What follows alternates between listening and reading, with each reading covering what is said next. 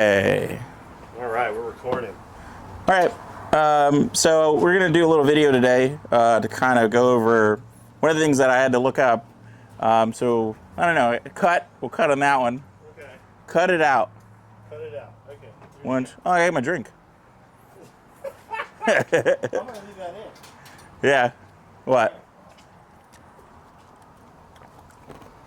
All right. Do I do the Idiots Outdoors intro? Oh, yeah. Let me get on this. I feel like we need left and right channel. Do we? Yeah. I can tell. Is that a meow? Oh.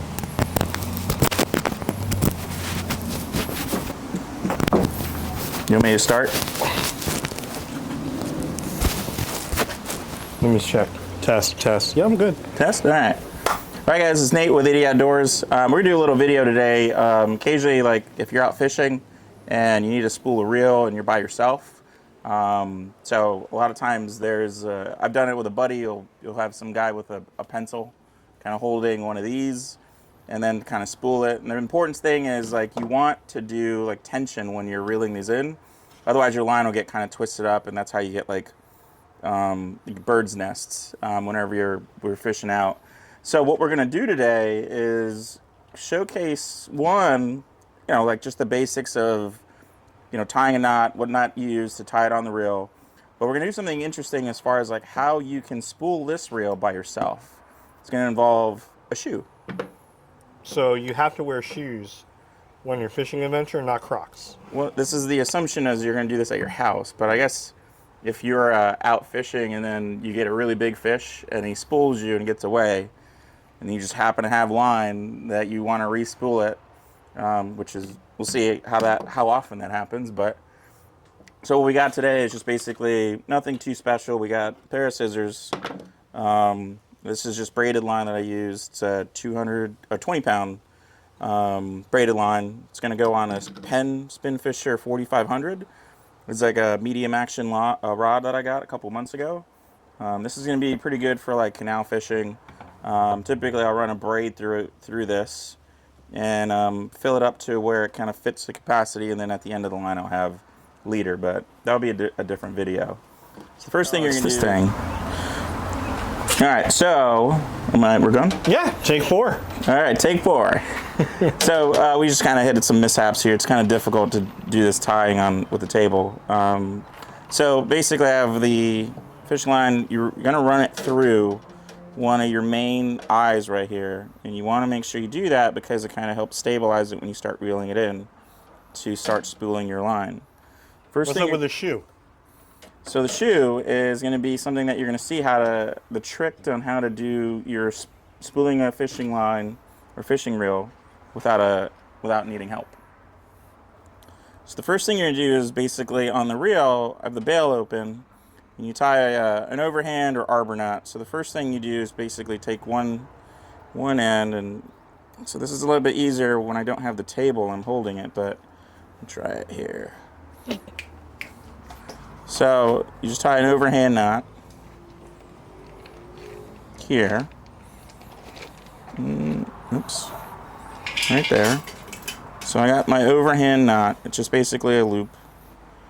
And then I'll take the tag end here. And what you do is, it's kind of hard to grab that. What you do here is you basically do a loop around your main line like that. It's a little bit.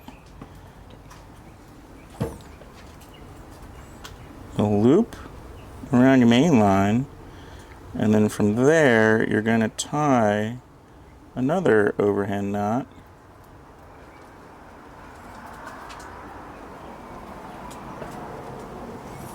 And you basically just kind of cinch this down by grabbing the main line. So pull. You want to pull on the main line part, not the tag. And you get it tightened down. It's very important to have this tightened because what you don't want to happen is when you're fishing, it's like this line moves around or anything like that. especially if it's underneath the main line, so it can cause, like, if it's moving underneath it. So, got it down there. So from there, you'll close the bail. It should work. You should close the bail. Okay. So I got here. Now here's where the shoe comes in. Put the shoe in. I'm going to do this. And this is going to act as if it's like your buddy there. Oh, try to make sure I'm in camera here. I'm just going to slowly start spooling initially. And then so it kind of creates that tension. Oh. Tighten the bail here.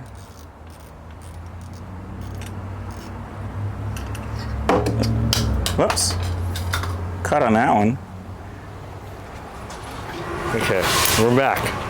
All right, we changed shoes because you don't want to use your wife's shoes or light shoes. So, using my boot here, can you see the reel? Yep. So just start off slow, so you see it. It's just going to create enough tension to be able to reel that, to basically fill out that reel with the line. And you want to make sure you do this way because the reason you're doing this way is because it makes sure that the line is going evenly across the reel. Oh, I like that. Well, it avoids like creating a bird's nest or anything like that, or like twisty line. So this is making sure the line has enough tension to go on the reel. Now, this is basically, you can get a shoe. I know that they sell on Amazon a number of gadgets that you can use to reel or spool, basically add line to reel that cost $50 or hundreds of dollars. You don't need any of that. This is pretty much the easiest way that you can do it. And then you can start kind of picking up speed a little bit. And there you go. Bob's your uncle. Bob's your uncle. You have shoe boot line. So you can just pause it now, because I'll just spool it and then show you the end of that, because you can kind of see it there. But whenever you're fishing, and as soon as I'm done here, you'll see like little markers here that shows the weight and then the yards that the reel can handle with the weight of the line. So this is 20-pound test, or 20-pound braid. So 20 pounds means I could do about 320 yards of line on this reel. And I have about 327 yards from the KastKing Braided Line there. So it's going to be, you can just kind of spool this up and see if I can get close. Hey, Bailey.